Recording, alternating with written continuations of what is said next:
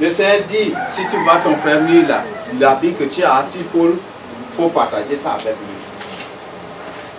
Et c'est quand ton habit c'est quand ton ami a des habits délavés, des habits déchirés, c'est en ce moment-là que tu payes des nouveaux habits pour venir te montrer, pour lui prouver vraiment que toi tu es riche et tu as des habits. Tout le jour là, tu portes ton continu, nous de peut-être dans le bout même un peu à dernier mètre, tu mets ce et tu fais des choses pour qu'il te voie parce que tu es là.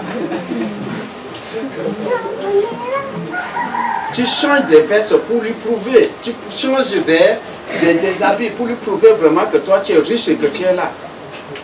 Est-ce que c'est ça la communion fraternelle? Est-ce que c'est ça la communion fraternelle? Si les premiers chrétiens avaient décidé au début d'être ensemble pour s'édifier, pour se fortifier, c'est aussi pour résoudre les problèmes des uns et des autres par leur propre bien. Quand ils avaient des problèmes là, ils n'ont pas envoyé dire au roi Hérode. Roi Hérode, nous ici là, on souffre beaucoup. Donc aide-nous comme les autres païens, quand les temples païens, quand il y a un problème, ils envoient, ils demandent l'aide des ministres, demandent l'aide des présidents ou demandent. Non, ils n'ont pas fait ça. Eux-mêmes là, ce qu'ils avaient, ils leur vendaient cela pour leur s'entraider. Ou ils mettaient à la disposition des autres pour leur s'entraider. C'est ce qu'ils faisaient. Donc, pensons vraiment à la communion fraternelle. L'égoïsme conduit en enfer. Et tu dois fuir ces choses-là.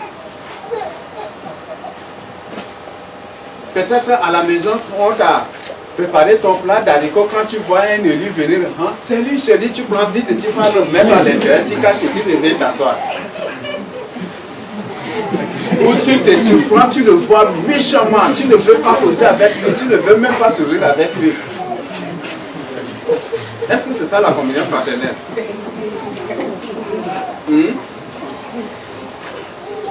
Est-ce que c'est ça la communion fraternelle? Est-ce que c'est ce que les premiers chrétiens avaient fait? Ils n'ont point du tout fait cela. La Bible dit qu'ils ont mis de côté leurs problèmes, tout leurs différences même là, ils ont mis tout cela là de côté pour se mettre au service des autres. Et c'est comme ça que l'église, la première église était vraiment prospère. Et à travers leur vie même là, beaucoup aussi étaient venus au Seigneur Jésus-Christ. C'est ce qu'ils avaient fait. Mais aujourd'hui c'est vraiment difficile. Donc, si vous lisez Acte 4, verset 32, vous allez découvrir. Tu vas nous lire ça. La multitude de ceux qui avaient cru n'était qu'un cœur et qu'une âme. N'était qu'un cœur et qu'une âme. Quand on parle de multitude, on parle des foules et des foules des personnes. Nul ne disait que ces biens lui appartenaient en propre, mais tout était commun entre eux. Tout était commun entre eux. Donc, c'est une multitude carrément de gens qui tous s'étaient assemblés. Mais personne, la Bible dit qu'ils étaient d'un seul cœur et d'une seule âme. Ils ont une même pensée. Ils ont une même vision. Ils ont un même projet. Le cœur là, c'est le même amour qu'ils ont pour tout le monde, pour les uns et les autres. Et c'est ce qu'ils faisaient. Est-ce que vraiment nous avons ça aussi, ces qualités-là en nous aujourd'hui? Cet amour, cette vision, ces projets, toutes ces choses, est-ce que nous les avons vraiment? Pensons vraiment à cela. Nous allons lire Somme 33. Qui va nous lire tous les chapitres de Somme 33? Somme 133. Veuillez m'excuser. Oui, à haute voix. Cantique des degrés de David. Voici, oh, qu'il est agréable, qu'il est doux pour des frères de demeurer ensemble. C'est comme l'huile précieuse qui, répandue sur la tête, descend sur la barbe d'Aaron, qui descend sur le bord de ses vêtements. C'est comme la rosée de l'Hermon, qui descend sur les montagnes de Sion, car c'est là que l'Éternel envoie la bénédiction, la vie pour l'éternité. C'est lorsque les enfants de Dieu se réunissent, se rencontrent, s'assemblent, c'est en ce moment que le Seigneur envoie la bénédiction. Quand on est au pendant, on est en Christ ici, tu restes à la maison, cette maison nous on va avoir et toi tu vas rater. Ça non? Bon, par exemple, si tu es papa, tu reviens du voyage et tu retournes de retour directement, tu trouves les enfants, ceux qui sont vraiment obéissants, tu les rencontres à la maison. Parce que peut-être avant ton voyage, tu leur as dit de rester à la maison, que personne ne sorte. De ton retour de voyage, les cadeaux tu donnes à ceux que tu as trouvés à la maison. Les autres qui reviendront après là, qu'est-ce qu'ils vont dire? Ils vont être en colère contre les autres, non? Mais c'est déjà trop tard. Donc c'est une autre décision. Donc c'est lorsque nous sommes ensemble que le Seigneur envoie la bénédiction. C'est lorsque nous sommes ensemble que le Seigneur nous bénit, que le Seigneur résout nos problèmes. Mais quand on est en disparate, qu'est-ce que ça va? Ça ne nous aidera même pas. Oui, bientôt, l'Antichrist va déclencher, va ordonner, il va que les églises, des maisons, des églises soient fermées, c'est ce qu'ils vont faire. Mais pendant que ces décisions de retard, nous devons être ensemble. On parle de la communion fraternelle. Quand on parlait de la communion fraternelle, il y a Pierre, non? Pierre qui est là, le Seigneur l'a établi sur les autres, n'est-ce pas? Le Seigneur l'a élevé au-dessus des autres, n'est-ce pas? Par des déclarations par là, c'est que le Seigneur lui avait dit, je crois que si vous lisez, comme on a vu dans Jean, Jean 21, c'est du verset 1 à 17, non? Pierre, si tu me permets mes troupeaux, c'est ce que le Seigneur, c'est directement à lui que le Seigneur lui a adressé ce message-là. Pierre pouvait s'élever, les gens pouvaient même compter sur Pierre, sur tout, mais il n'y avait pas cela. Il y avait toujours la communion fraternelle. Personne n'est élevé au-dessus de l'autre. Il s'était vu toujours, il s'était toujours réduit à néant, à rien, pour que la communion, la vraie communion, y soit. Et c'est ce qu'ils avaient fait. Personne ne s'est vu au-dessus de l'autre. C'était tous rabaissés, tous les apôtres même s'étaient rabaissés, Pierre même s'était rabaissé. Et ils se voyaient comme des frères et sœurs. C'est ce qu'ils avaient fait. Et ce qui a favorisé une bonne collaboration entre eux. Ce qui a favorisé vraiment une parfaite unité entre eux. Si Pierre dit, c'est moi que Dieu m'a établi sur vous. Si l'autre, Jacques le pasteur dit, moi je suis le petit frère direct du Seigneur Jésus-Christ. Toi tu es qui d'abord? Moi je suis son frère direct. Lui aussi se montre. L'autre Jean dit, moi là, je sais même plus que vous. Si vous êtes moi aussi. Vous croyez qu'il y aura vraiment cette collaboration? Est-ce qu'il y aura vraiment cette entente? Chacun s'était rabaissé. C'est pour voir l'autre comme étant au-dessus de eux. Et ça a favorisé un parfait amour et une parfaite harmonie entre eux-mêmes. Et il y avait une parfaite entente entre eux-mêmes. Ça les a aidés à témoigner le Seigneur Jésus-Christ partout dans le monde entier. C'est ce qu'ils ont fait. Donc, vivons, soyons dans la communion fraternelle. Si on se retire, ça ne nous aidera pas. Plus toi tu t'éloignes des autres élus, plus tu commences ou tu commenceras par t'affaiblir. Tu finiras par te refroidir. Quand par exemple aujourd'hui tu ne viens pas, le dimanche prochain tu ne viens pas, un mois après, quand on t'apporte quelque chose, bon, c'est bien que c'est avec magie, mais je vais manger, je vais demander pardon.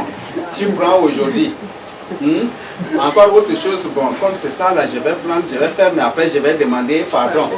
Tu fais, après, et finalement, c'est ton retour déjà au monde. C'est ton retour au monde. Et Satan va te souhaiter la bienvenue. Il va t'accueillir avec joie. Et ça va être pire encore. Et c'est toi là qui va être pire que celui qui n'a jamais connu Dieu. Parce que tu as connu au moins ça, Dieu. Et c'est toi qui vas être le vrai combattant des élus de Dieu. Ce sont ces gens-là qui combattent ardument de toute leur force, de toute leur énergie Dieu. Ce sont ces gens-là qui, après avoir connu le Seigneur et s'étaient détournés de lui pas. Ce sont ces gens-là qui combattent ardument Dieu. Comme ils ont des graines, des connaissances déjà, quand tu vas vers lui pour l'évangéliser, moi aussi je sais, Hébreu a dit ceci, Paul a dit que c'est ceci, Paul a dit que c'est cela, et ils vont se baser sur ça. Donc faisons vraiment attention. Si tu te retires du mulet des élus pour laisser à la maison, parce que je ne suis pas là, toi-même tu vas te perdre, tu vas te refroidir, et après tu vas retourner dans le monde et tu vas devenir un mondain, un païen, et tu deviendras un parfait combattant de Dieu. Je le dis, un parfait combattant de Dieu. Donc c'est ce que je voudrais te dire. Donc pour l'autre texte, vous-même vous allez méditer à la maison, acte 2, 44 à 47. C'est bon? Pourquoi ne dois-je compter que sur Dieu? Pourquoi ne dois-je compter que sur Dieu? Pourquoi? Pourquoi ne dois-je compter que sur Dieu? Oui? Parce que c'est Dieu qui t'a délivré.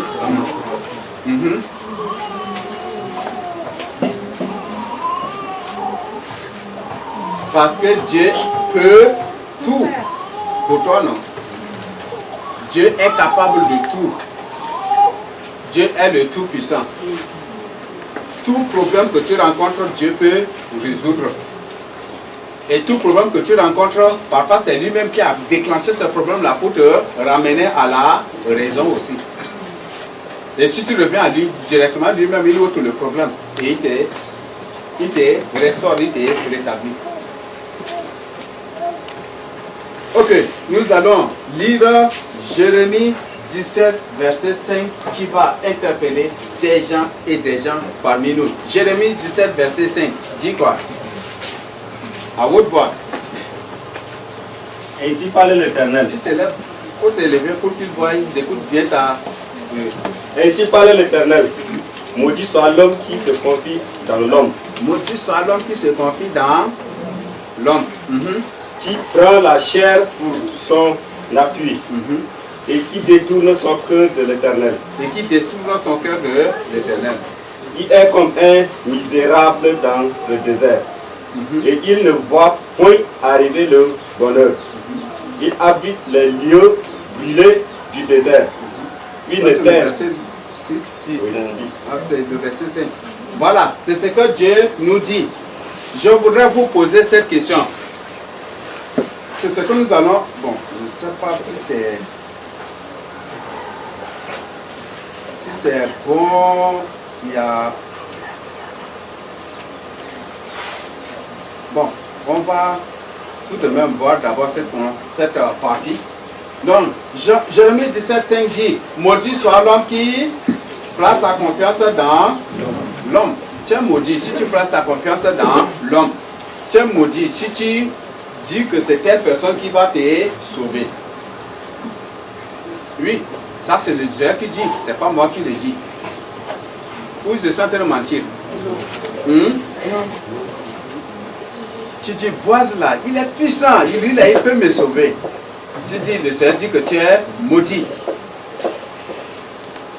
Si tu dis que moi je suis capable, si comme Père n'est pas là, moi aussi je ne vais plus venir parmi les élus. Tu fais de moi ton Dieu, n'est-ce pas? Tu es plus maudit que les démons encore aussi. Tu es plus maudit que les démons encore.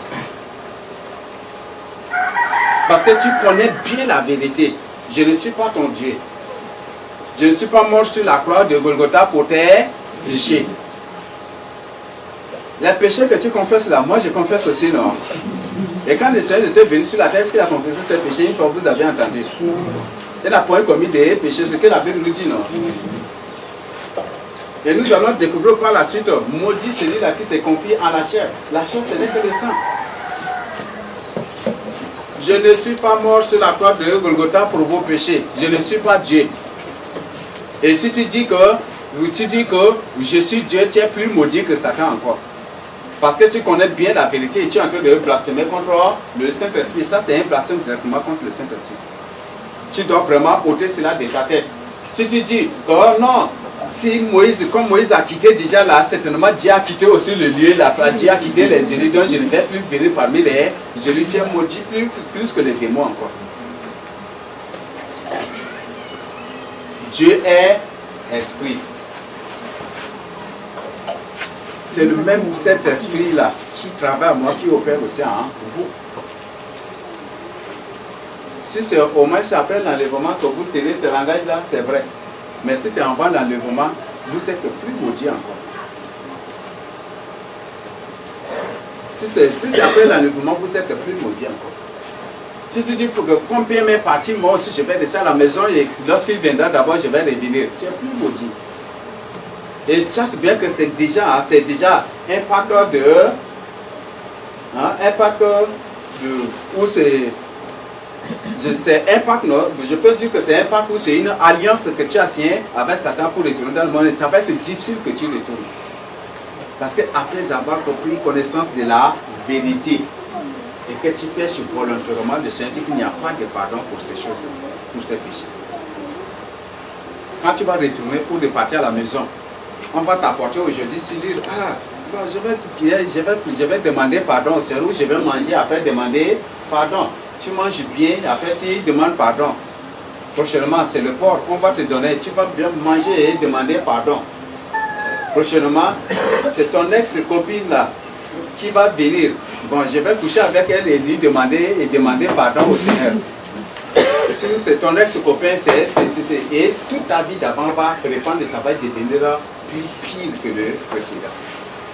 C'est ça qu'il faut éviter. Si je quitte ici les élus pour l'évangélisation, je ne quitte pas avec Dieu avec moi. Je ne quitte pas avec la Bible et je ne vais pas ramasser toutes vos Bibles aussi pour partir avec. Vos Bibles seront avec vous. Vous serez là. Et je ne vais pas arracher le Saint-Esprit qui est en vous pour partir avec. L'Esprit est là. Les mêmes choses qu'il me révèle. Même il y a beaucoup de choses que le Seigneur me révèle et il révèle aussi aux autres. Les mêmes choses que le Seigneur peut vous révéler. Mais si tu dis, comme Pierre me parle, moi aussi je vais partir. Tu es plus pire que le païen. Maudit l'homme. Ce n'est pas moi qui ai dit, nous avons vu ici, et après nous allons lire le verset 7. Et nous allons lire le Somme 18 aussi pour voir. Maudit l'homme qui place sa confiance dans l'homme. Ce qui est en l'homme, ce n'est que le souffrement. Entre le mortel et l'immortel, en qui il faut beaucoup plus espérer. Entre celui qui a une durée de vie comme la fleur et celui qui vit éternellement, en qui il faut vraiment placer sa confiance. Entre le créateur et le créé, ou la créature, lequel en qui il faut vraiment placer ta confiance. Le créateur. Tout le jour, je place ma confiance en Dieu. Et tout le jour, ce même Dieu, le Seigneur Jésus-Christ que vous adorez, que j'adore aussi. Donc, je voudrais vraiment que vous réfléchissiez vraiment sur cela. Mais si tu dis, comme le bien part, moi aussi, je vais laisser à la maison. Parce que, bien là, il est exceptionnel là. Quand tu dis cela, tu es pire encore qu'un démon. Parce que si je suis exceptionnel, tu peux te faire aussi exceptionnel. Par ton engagement, par ta décision d'être ferme dans la sanctification, dans la sainteté, tu peux être exceptionnel. C'est un don que le Seigneur nous donne. Tu as ce don-là aussi. On a vu la fois passée l'enseignement sur la vocation. C'est un ministère. Chacun de nous est appelé pour un ministère. Il faut embellir ton ministère. Il faut bien entretenir ton ministère. Il faut veiller sur ton ministère et le Seigneur fera de toi une personne exceptionnelle aussi pour lui. Donc c'est ce que je voudrais vous dire. Donc je voudrais d'abord vous rectifier et je voudrais d'abord vous informer que je ne suis pas Dieu. Si je quitte ce temple, si je vous quitte pour l'évangélisation à l'extérieur, ce n'est pas avec Dieu que je quitte et ce n'est pas Dieu qui vous quitte pour que vous restiez à la maison. Là, c'est une interpellation et vous devez vraiment penser sur cela. Somme 118, verset 8 à 9. Qui va nous lire la route quoi? Je lis au nom de Jésus-Christ. Mieux vaut chercher un refuge en l'Éternel. Arrêtons. Est-ce que la Bible dit mieux vaut chercher un refuge en Moïse? Est-ce qu'il a dit cela? Le Seigneur m'a juste établi pour que nous nous orientons. Mais le Seigneur n'a pas dit que je suis Dieu. C'est Dieu qui vit éternellement. C'est Dieu qui n'a ni commencement ni la fin. Mais l'homme a au moins une date de naissance. L'homme a une seconde de naissance aussi. La dernière seconde à laquelle il est né, le Seigneur connaît bien. Non? La minute à laquelle il est né, le Seigneur connaît bien aussi. L'heure à laquelle il est né, le Seigneur connaît. Le jour, la date, même l'année, tout ça, le Seigneur sait. Certains d'entre nous, quand tu leur dis tu es né en quelle année, ils ne vont rien du tout savoir. Peut-être qu'ils vont te donner leur date de naissance, mais c'est faux. Ce n'est pas la vraie date, mais le Seigneur connaît. Donc le Seigneur dit, mieux vaut chercher un refuge en l'Éternel. Il n'a pas parlé de Moïse, il n'a pas parlé de Boaz, il n'a pas parlé de Bongeri, il n'a pas parlé de Delgar, il n'a pas parlé d'une personne ici. C'est en l'Éternel. Somme 91 dit, heureux celui qui trouve un abri sous l'abri du, un refuge sous l'abri du très haut. Est-ce que je suis très haut? Montre là, est-ce que c'est... Je ne suis pas le très haut. Je ne suis que le serviteur du très haut. Je ne suis qu'un instrument entre les mains du Seigneur. C'est que nous devons comprendre. Donc je ne suis pas Dieu. Si je quitte, ce n'est pas Dieu qui vous quitte.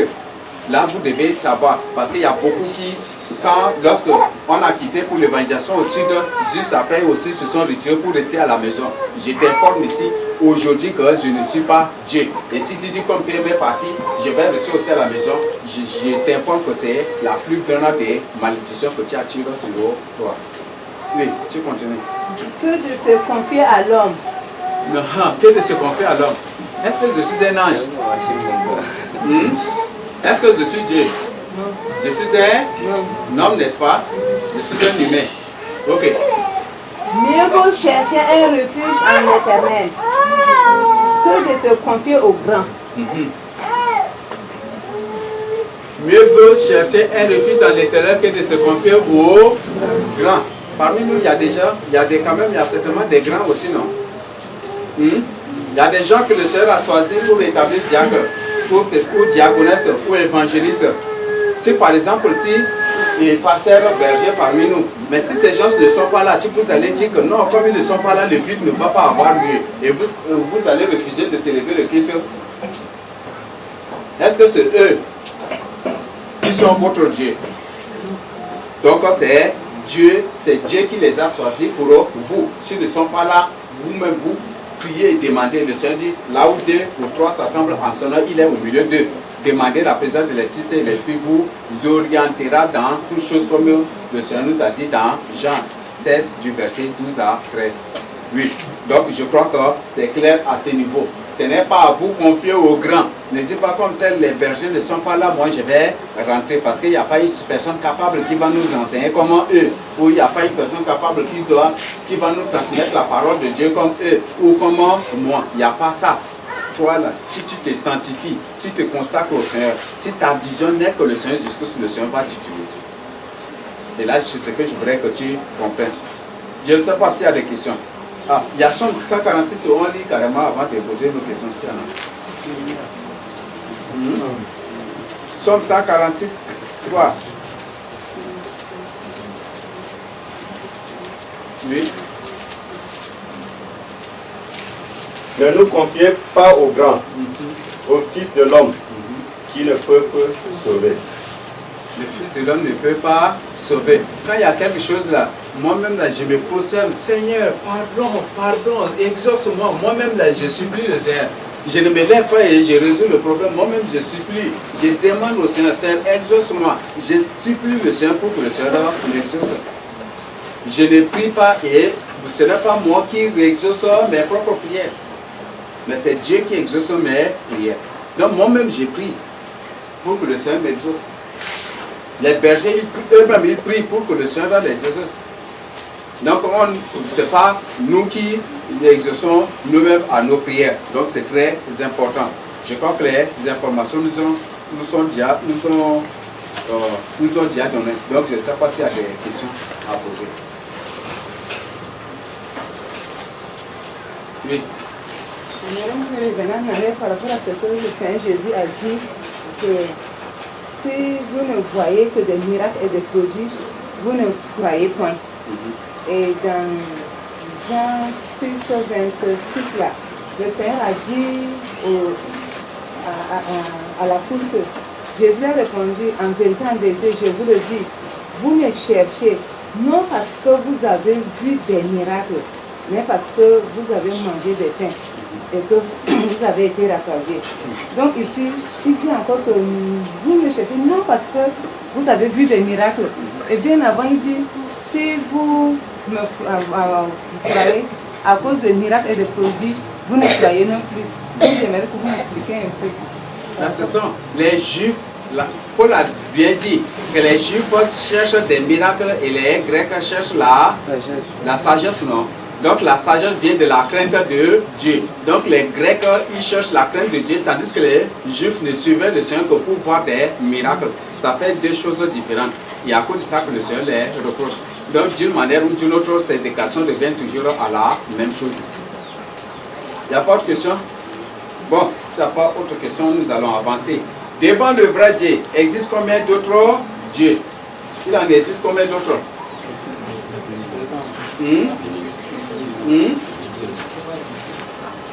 Selon Dieu lui-même là, en dehors de lui, il existe combien d'autres? Il n'y a point d'autre, il n'y a qu'un seul Dieu. C'est ça? Ok. Nous allons lire Ésaïe 44, le verset 6, qui va nous lire ça à haute voix. Et qu'une autre personne s'apprête à nous lire aussi Ésaïe 48, 12 à 13. Ainsi parle l'Éternel, roi d'Israël, et son rédempteur, l'Éternel des armées. Je suis le premier, et je suis le dernier. Et hors moi, il n'y a point de Dieu. Et hors de moi, il n'y a point de Dieu. Hors de moi, l'Éternel, le Créateur incréé, il n'y a point d'autre Dieu. C'est ce que Dieu nous dit, non? Non.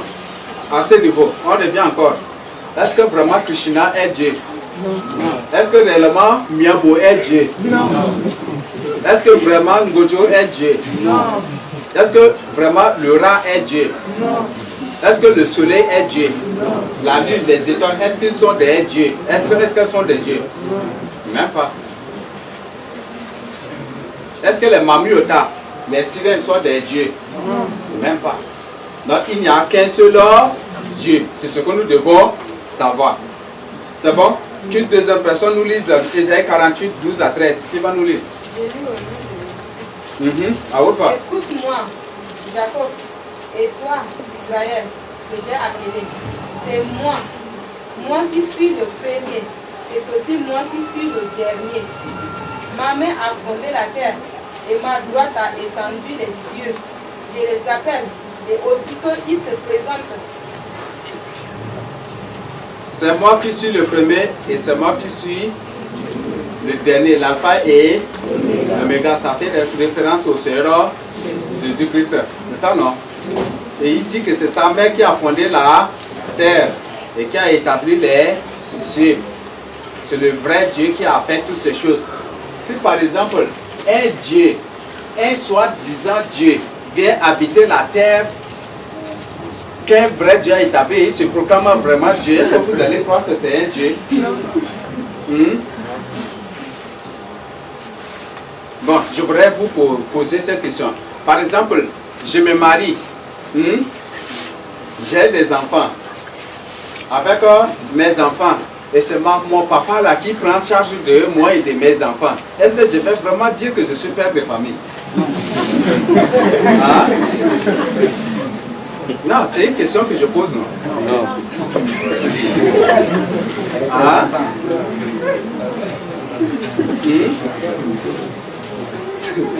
Ok. Donc, en dehors de Dieu, il n'y a point d'autre Dieu. Si réellement ils sont de Dieu, ils devaient créer leur propre terre à part, non? Les planètes terre à part pour les adorateurs, n'est-ce pas? Mais malgré tout cela, c'est Dieu qui s'occupe toujours d'eux. Oui, ces démons-là, si Dieu dit maître, ils vont disparaître, non? Vrai ou faux? Et ceux qui adorent ces dieux-là, c'est Dieu qui les nourrit jour et nuit, non? Pour continuer toujours dans cela, vrai ou faux? Donc, en effet, en dehors du vrai Dieu, il n'y a pas autre Dieu. Et c'est ce que nous allons découvrir dans 1 Chronique 16, verset 26. Qui va nous lire? Oui, à haute voix. 1 Chronique 16, verset 26. Car tous les dieux des peuples sont des idoles. Et l'Éternel a fait les cieux. Car tous les dieux des peuples sont des idoles. Ce sont rien que des idoles. C'est ça aussi, non? C'est ce que même Esaïe, quand les enfants d'Israël s'étaient approchés de lui, il dit que ce peuple m'honore de lèvres ne bouge seulement, mais leur cœur là. Leur cœur porte leurs idoles, non? Ils portent leurs idoles dans leur cœur. Donc, tous les dieux ne sont rien que des idoles. Et l'Éternel a fait les cieux et la terre. C'est ce que Dieu a fait. Donc, pour que Dieu nous prouve réellement qu'il est Dieu, qu'il nous crée la terre, qu'il nous crée aussi un autre ciel, qu'il nous crée d'autres planètes, et comme ça, on va dire qu'il est aussi Dieu. Mais s'il n'a pas fait cela, on ne va pas dire qu'il est Dieu. C'est ça, non? Non, c'est à cause de cela qu'on dit que tous les dieux des nations sont des idoles. C'est l'Éternel seul. C'est l'Éternel seul qui est le vrai Dieu. C'est bon? Y a-t-il des questions?